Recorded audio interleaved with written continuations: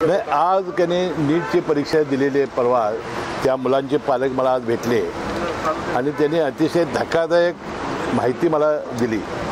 आज काही वर्तमानपत्रामध्ये मी त्या बातम्याही वाचल्या होत्या की परवा झालेल्या नीटच्या परीक्षेमध्ये इतकी मला वाटते पैसे खाऊनच या परीक्षा झाल्या असतील असं मला वाटतंय। कारण गेल्या वर्षी फक्त 720 पैकी 2च विद्यार्थी या देशात आलेले होते।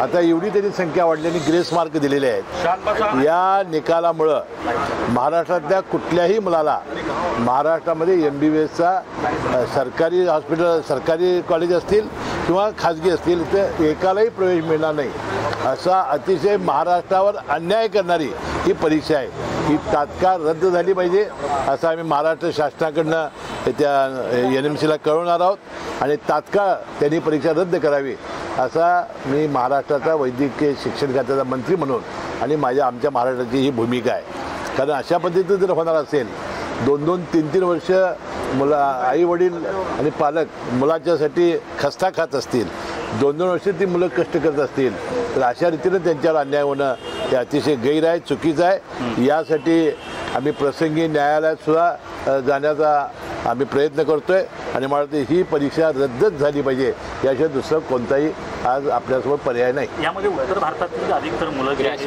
ते एकाच सेंटरमध्ये ते इतके ग्रेस मार्क्स दिलेले आहेत आणि त्या मुलांना उत्तीर्ण केलेला आहे आणि त्यांना पैकी मार्क देण्याचा प्रयत्न या आणि 50-60 हजार मुलांना तर त्यामुळे मला वाटतं फार मोठा हा अन्याय आहे आणि मला वाटतं यासाठी आम्ही या पालकांच्या बरोबर आम्ही संघर्ष करू।